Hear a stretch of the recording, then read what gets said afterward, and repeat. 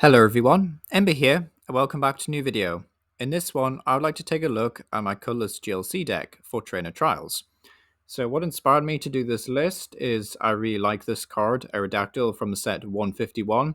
The attack Devolution Ray is surprisingly devastating against Stage 1 and Stage 2 Pokemon because, of course, it just de-evolves them and you get to take a prize.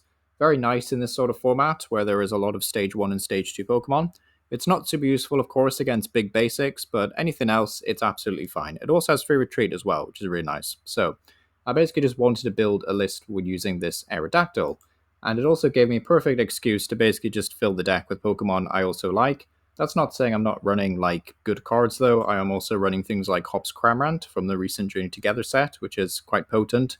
If your opponent has exactly 3 or 4 prize cards remaining, you just do 120, which is quite nice. Also running Hops Dubwool, which is basically just a gust effect when you evolve it, so really nice stage 1 to have in the deck. As for other attackers though, I do actually have a Talonflame in here, which is not something you see every day in Pokemon just in general really. It doesn't get very many good cards, or very many playable cards whatsoever, but Aero Chase, even though this is definitely not good enough for standard, for GLC it's okay. 2 colorless does 110, and if your retreat cost on your opponent's active Pokemon is 2 colorless or more, then it does 110 more damage. So 220 for 2 colors, which is pretty solid. And we do have ways of increasing retreat cost in this deck as well in the trainers. So Talonflame, pretty solid overall, to be honest. Also got Dodrio, which just helps greatly with consistency because it's like a pseudo draw engine plus major like 1-KO machine. So Ballistic Beak doing 10 damage and 30 more for each damage counter on Dodrio. And then Zooming Draw allows you to place a damage counter on Dodrio to just draw a card. So fantastic Pokemon all around, and we'll probably run this in most other colors decks that I end up building, to be honest.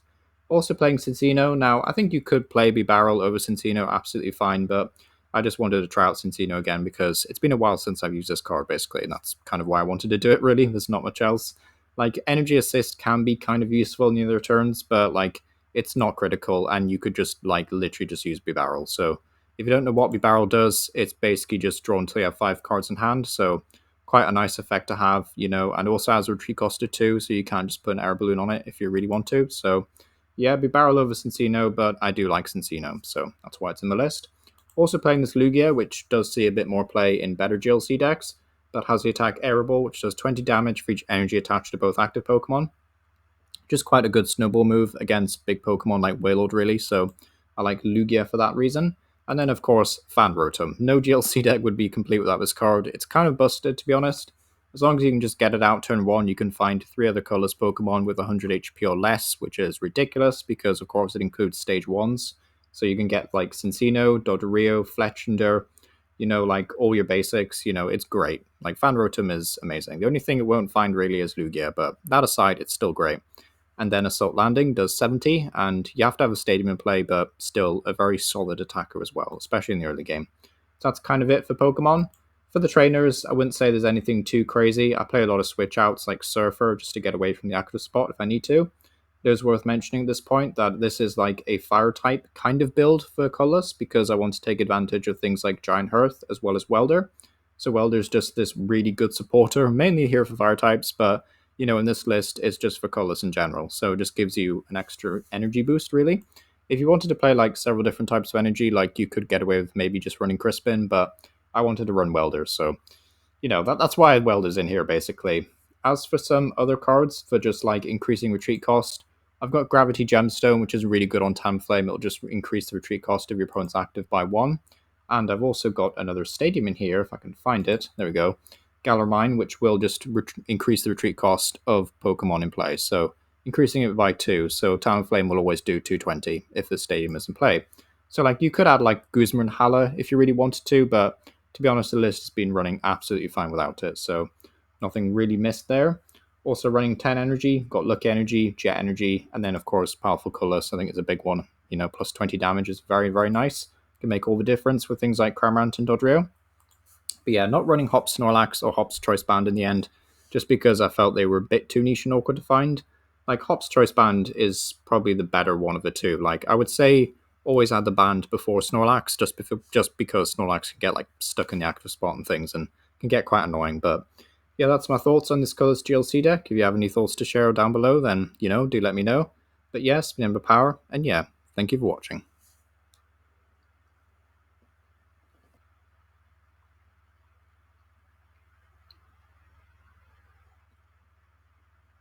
You know what? Bench that here.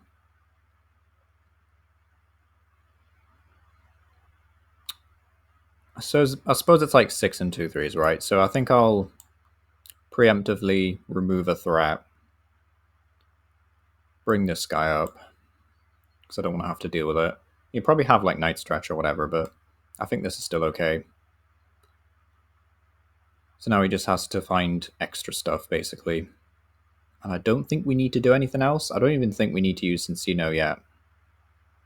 I think we've pretty much got everything we could want right now. We won't in like a few turns, but... So I'm going to do this. Get rid of that.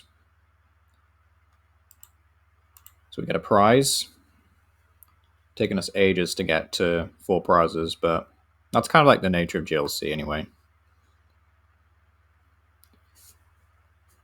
So I'd imagine they're going to lead the game with Rotom.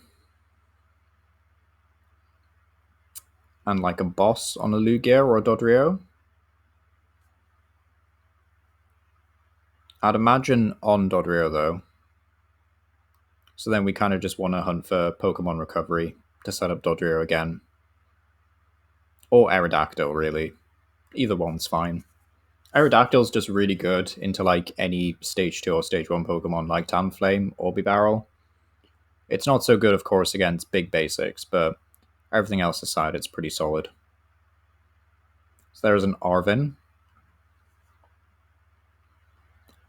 Arven, what is 4 though? Night Stretcher, Hop's Choice Band, yeah, fair dues. Okay, so that was a pretty good response on my opponent, but I still think it was correct to remove Cramorant. So yeah, there's the Jet Energy we saw earlier. Hello. Then we are just going to bonk their Cramorant with our Cramorant. That's how that's going to go. Yeah, I'll probably just promote Lugia. And then, yeah, we'll Jet Energy our Cramorant. Which is fine. Because, like, they just don't have anything else really right now. I mean, we don't have anything else after this. Which is a bit scary, because, like, they can still Rotom Lugia or Dodrio, but they can't really deal with both threats at the same time. So there's a Field Blower, which is a bit annoying. Yeah, so there goes the stadium stuff. But we still have Fire Crystal Welder, so... So what I'll do here is... Lugia gets promoted. Gets promotion. And then we can Fire Crystal. Although I could just set up... Do I even want to set up Talonflame again? I mean, no, not really, because I've lost Rare Candy. So yeah, I think Jet Energy on... I'm so bad at this game. My opponent's not on that many prizes left. I'm so bad at this game. Right, okay, Fire Crystal. It's fine, it's fine. I'm going to recover from this. Ignore the misplays, because they are bad ones. You can go to 100. That was a pretty bad misplay, actually. For some reason, I really thought they were going down a bit more, but they aren't. And... Welder or Raihan? You can do 100 there. And we just Welder to Lugia, actually. So yeah, that was very silly on my part. My bad. Whoops. Bit of an oopsies moment there, for sure. Got a very big hand size as well. I don't think we need to Stretcher in Talonflame. Like, I could, but I also... Like, part of me just wants to save it for Cramorant. And yeah, I don't think we need to do anything else anyway. I will Hippity Hoppity Galar Mine, though.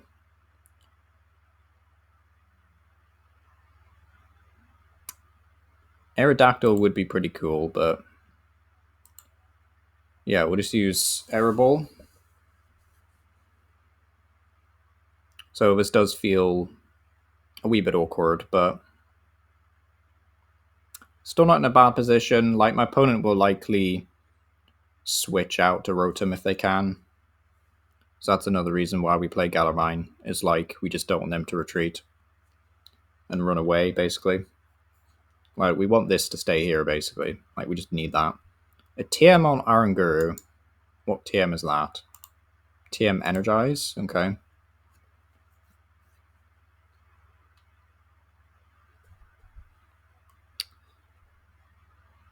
Nest Stash again.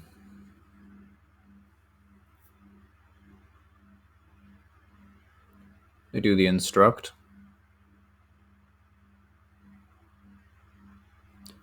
An Earthen Vessel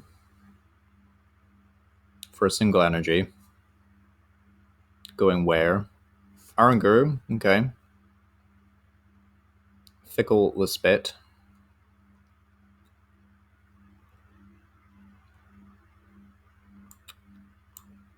And then, yeah, we promote Cram. I'm guessing he'll have a triple E for double, but at least we have Dodrio.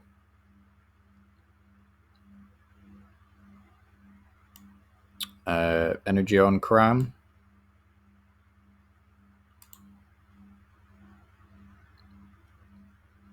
I will Zooming Draw. I think I will Raihan to Dodrio. Yeah, I'll Raihan to Dodrio. Sadly, there's no VS Seeker in this version, so it's not as if we can, like, go ahead and search our deck for another Welder, or, like, revive Welder. It's in deck.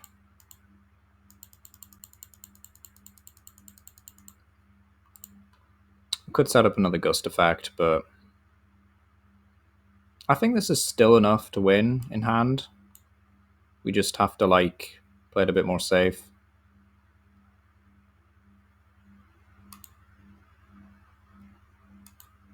Right, Fickle Spit.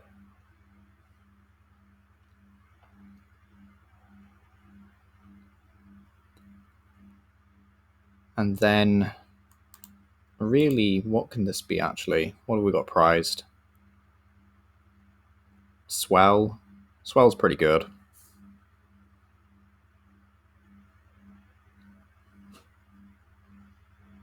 So there's Rotom.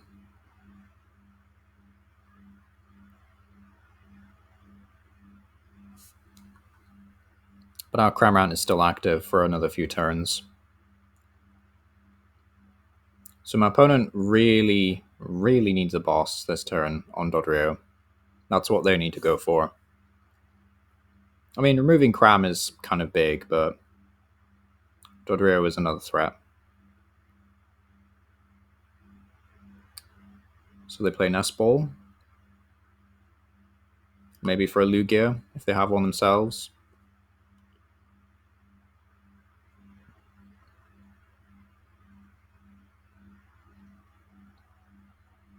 Nest Ball 4. Or maybe they're just checking the deck. Nope. Did you get something? It's a Kangaskhan. What does this thing do? Rally back for 120. Okay, so they just use net on something. Oh, okay. Wooloo. Yeah, that's a bit unfortunate for us, but I still think we're in a fine spot as it is. Yeah, I think we're going to be okay. I think they also just shuffled in their double. Or did they? No, because they swerved it, right? Yeah.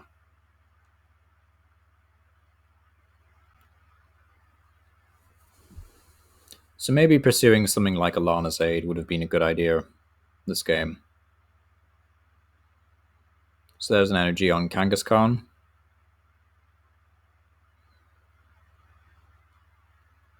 So really, I think we need to set up the boss play for Aerodactyl. So there's Wooloo. That's good. I needed that, actually. I will evolve here. And this thing's already doing well enough damage, so I don't think we need to do anything with it. Energy on this guy. I think that's kind of important. Sure, I'll put that on there, actually. And I don't think we need to do anything else. Yeah. I think this is okay. So I will Fickle Spit. Take another KO.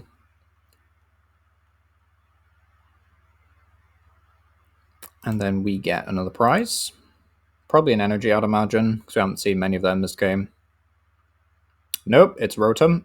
The guy that should have been there at the start of the game wasn't here. Alright, Kangaskhan comes in there with a rally back.